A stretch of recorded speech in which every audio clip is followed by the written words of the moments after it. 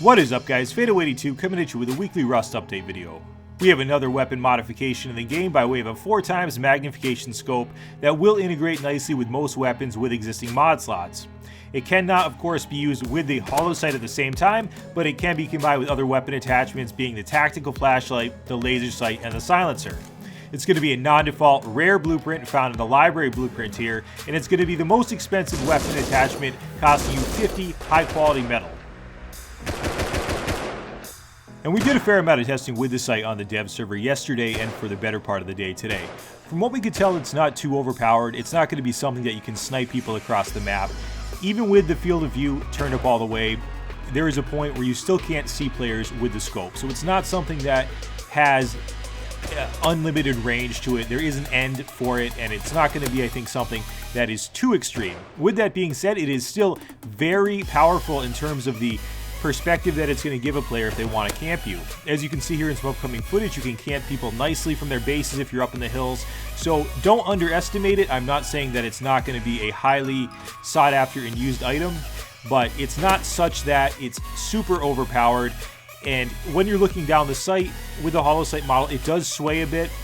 I instinctively always took a knee when I used the weapon, so I'm not sure if it's affected if you stand, if it sways more when you stand versus crouching, or kneeling rather, but it does have a bit of sway to it, so it's not going to be necessarily spot on, but you can certainly quick scope with it, and if you get kind of dialed in on where somebody's going to be, it's really gratifying to go ahead and get that quick scope.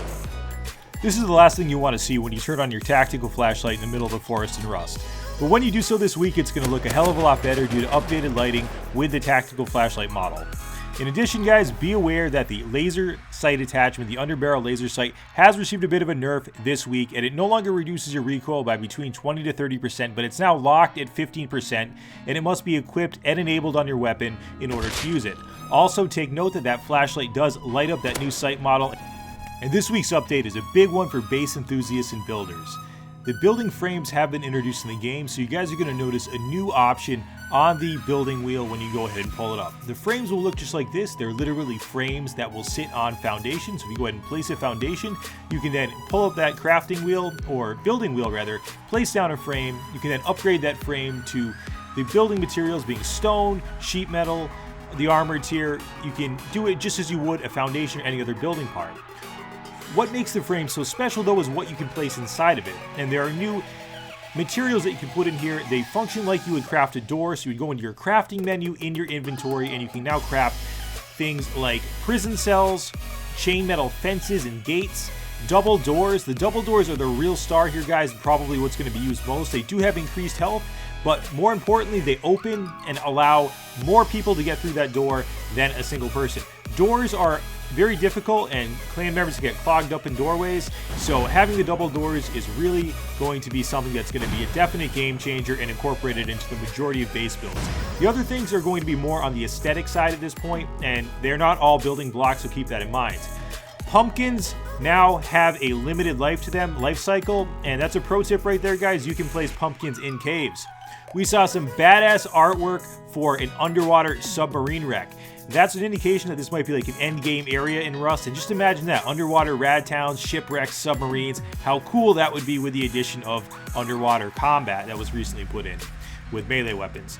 The Flamethrower, we saw some more artwork on that, and we got to actually rotate it by taking a look at the dev blog. So if you want to play around with this model and zoom in on it, go ahead and check out playrust.com, get in on that dev blog, and check this bad boy out. It fits in perfect with the aesthetic of Rust. It has a gas handle for the handle of the weapon, something you'd use to pump gas with, and it has that fire extinguisher sort of cartridge underneath it, and it just looks so beautiful and so in line with what we would expect from Rust.